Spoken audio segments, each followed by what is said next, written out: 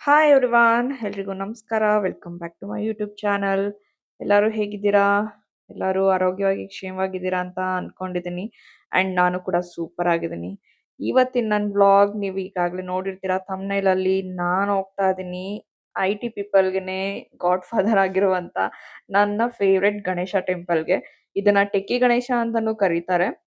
ಮತ್ತೆ corporate Ganesha, techie Ganesha, I T Ganesha ಅಂತೆಲ್ಲ ಕರೀತಾರೆ. ಇದಿರೋದು ಕೋರಮಂಗ್ಲದಲ್ಲಿ ಶ್ರೀ ಪ್ರಸನ್ನ ಗಣಪತಿ ಅಂತ ದೇವಸ್ಥಾನ.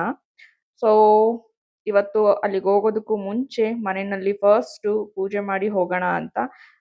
ಇಲ್ಲಿಗೆ ಹೋಗೋದ್ರಿಂದ ಏನೇನು ಒಳ್ಳೇದು ಅಂತ ನಾನು ಮುಂದೆ ತೋರಿಸ್ತೀನಿ. ಇವತ್ತು ಸಂಕಷ್ಟಿ ಸಹ ತುಂಬಾ ಒಳ್ಳೆ ದಿನ. ಯೂಶುವಲ್ ಆಗಿ ಸಂಕಷ್ಟಿ ದಿನ ನಾನು ಮನೆ ಹತ್ರನೇ ಇರುವಂತ ಗಣೇಶ ದೇವಸ್ಥಾನಕ್ಕೆ ಹೋಗಿ ಬರ್ತೀನಿ.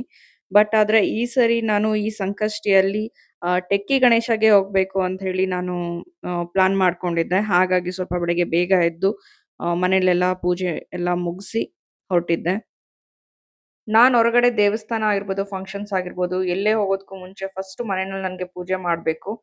ಸಂಕಷ್ಟಿ ದಿನ ಉಪವಾಸ ಇದ್ದು ಪೂಜೆ ಮಾಡಿ ಬೇಕಿದ್ರೆ ತೀರಾ ಉಪವಾಸ ಇರೋದಕ್ಕಾಗಲ್ಲ ಅಂತಂದ್ರೆ ಉಪವಾಸದಲ್ಲೂ 2-3 ಥರ ಇದೆ. ಒಂದು ಸ್ವಲ್ಪನೂ ನೀರು ಅದು ಏನೂ ಕುಡಿದೇನೆ ಉಪವಾಸ ಮಾಡೋದು. ಇನ್ನೊಂದು ಫ್ರೂಟ್ಸ್ ಆಗಿರ್ಬೋದು, ಹಾಲು ಈ ಥರ ಎಲ್ಲ ಕನ್ಸ್ಯೂಮ್ ಮಾಡಿಕೊಂಡು ಉಪವಾಸ ಮಾಡ್ಬೋದು.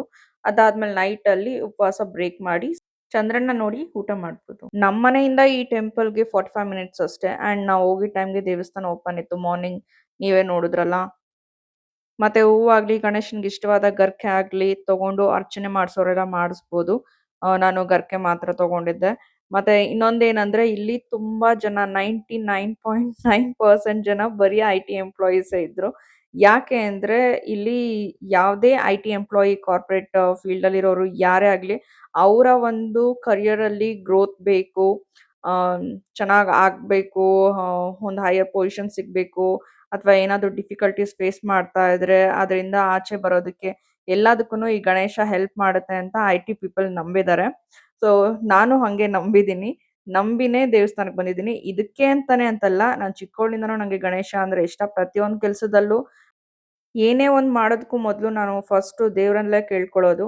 ಮತ್ತೆ ಏನೇ ಒಂದು ರಿಸಲ್ಟ್ ಬಂದರೂ ಸಹ ಅದು ದೇವರು ಕೊಟ್ಟಿದ್ದು ಅಂತಾನೆ ನಾನು ರಿಸೀವ್ ಮಾಡ್ಕೊಳ್ತೀನಿ. ಈದರ್ ಗುಡ್ ಆರ್ ಬ್ಯಾಡ್ ಏನೇ ಆಗಿರ್ಬೋದು. ಸೊ ಇದೆಲ್ಲನೂ ದೇವರು ಏನೋ ಕಲಿಸ್ತಿದ್ದಾನೆ ಪಾಠ ಅಂತಾನೆ ನಾನು ತಗೊಳ್ಳೋದು.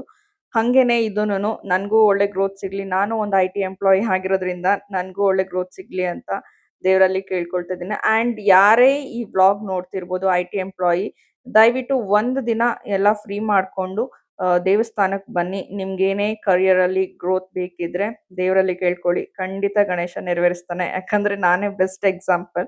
ಬಿಕಾಸ್ ಕರಿಯರ್ ರಿಲೇಟೆಡ್ ಒಂದೇ ಅಲ್ಲ, ನನ್ನ ಹೆಲ್ತ್ ಆಗಿರ್ಬೋದು ಅಥವಾ ಎಜುಕೇಷನಲ್ ಆಗಿರ್ಬೋದು, ಪ್ರತಿಯೊಂದಕ್ಕೂ ನಾನು ಗಣೇಶನೇ ಜಾಸ್ತಿ ಬೇಡ್ಕೊಳ್ತಾ ಇದ್ದಿದ್ದು.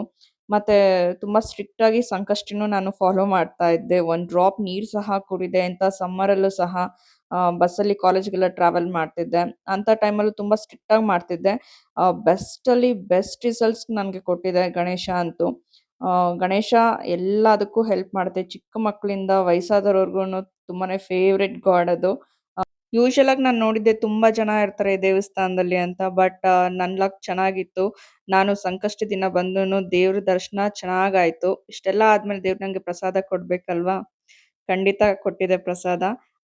ನಂಗೆ ತುಂಬಾ ಖುಷಿ ಆಯ್ತು. ಪ್ರಸಾದ ಎಲ್ಲ ತಿಂದು ಇಲ್ಲಿಂದ ಹೊರಡುವಂತ ಟೈಮ್ ಬಂತು. Thank you so much Ganesha ಅಂತ ಹೇಳ್ತಾ, ನಿಮ್ಗೂನು ಅಷ್ಟೇ ಒಂದ್ಸರಿ ಈ ದೇವಸ್ಥಾನಕ್ಕೆ ಬನ್ನಿ. ನಿಮ್ದೇನೇ ಆಬ್ಸ್ಟಾಕಲ್ಸ್ ಇದ್ರು ಎಲ್ಲ ಕ್ಲಿಯರ್ ಆಗ್ಲಿ. ಇಲ್ಲಿವರೆಗೂ ನೋಡಿದ್ದಕ್ಕೆ ಥ್ಯಾಂಕ್ ಯು ಸೋ ಮಚ್.